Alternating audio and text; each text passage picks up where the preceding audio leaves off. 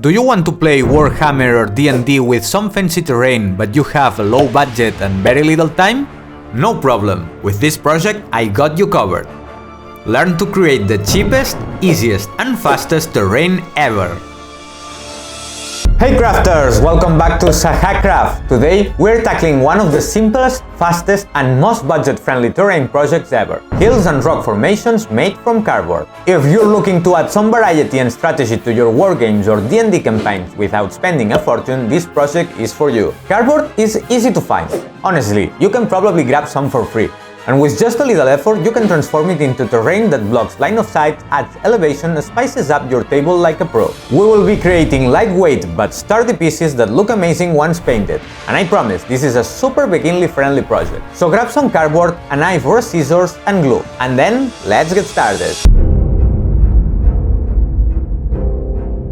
Alright, the first thing we will do is to grab some cardboard. Using a marker, we're going to randomly draw several irregular shapes. Just make sure to create different sizes, using the larger ones for the bases and getting smaller as we stack upward. With either a utility knife or scissors, cut all the shapes we've drawn. The number of pieces will depend on how many hills you want to make and how tall you want them to be. I didn't make too many since I'm building this project just to show you how to use these materials. In general, my hills are made from XPS foam. In fact, I've got an old video here on how to make them with that material. Next, we will glue the cardboard layers together using hot glue. You can also use PVA glue or any adhesive that works well with paper or cardboard. Once all the pieces are glued together, it's time to put on some gloves and use some filler. I'm using regular putty for patching wall holes. It's the cheapest one I found at the dollar store and cost me only €2 for a 700 grams tub. Apply the putty patiently, ensuring it covers the corrugated edges of the cardboard. Once applied, tap it gently with your hand to give the surface some texture. This will help achieve a better finish when painting later. As you can see, now that it's dry, a 28mm miniature fits perfectly standing on the hill. This will make your encounters and battles more tactically interesting, offering elevated terrain for archers or cover for some units. Perfect, now let's move on to the other type of terrain we will cover in today's video, the rock formations. For this, cut out a series of smaller cardboard bases. This will be about half the size of the ones we made earlier. Great, now I will show you an amazing material for making rocks, tree bark. But don't go breaking bark off trees. I went into the woods and found dead tree trunks with bark pieces scattered around. It's not hard to find it if you look around a bit, though you can also buy bark if needed. By the way, to ensure that there are no microorganisms or mold, you can bake the bark in the oven at low temperature for about an hour to sterilize it. Using hot glue, attach the bark pieces to the cardboard bases, reinforcing underneath to ensure they form a strong bond. When finished, go back to the putty. Use it to fill the gaps between bark pieces and apply some to the edges to strengthen them, making the piece more durable. Now all we need to do is let everything dry for a good while.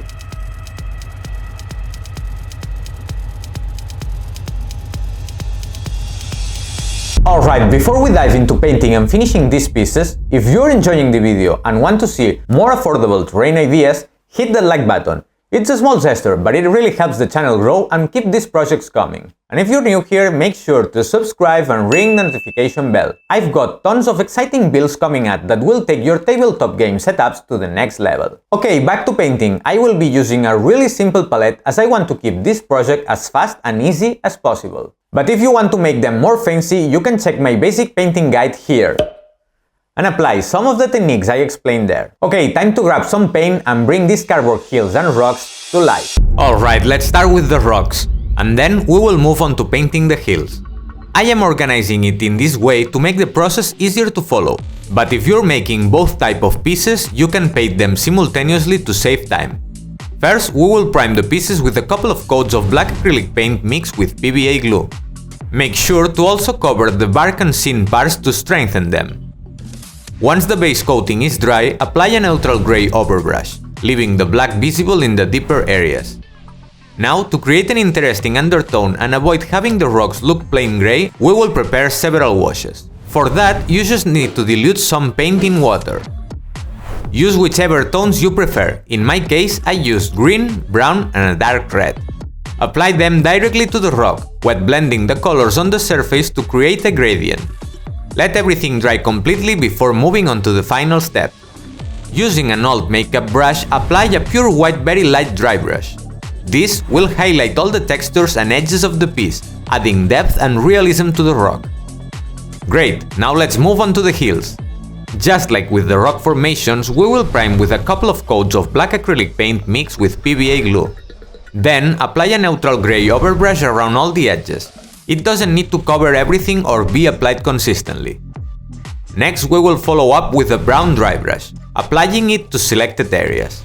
This will create variations where the gray is more or less visible.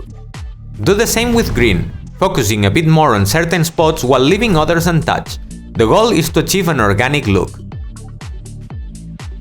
We will continue by adding some honey brown highlights here and there to layer more color and variation.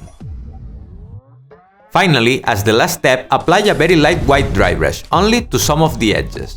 Focus especially on those areas where the gray is still visible, to bring out the texture of the exposed rock. And now it's time to see the finished project.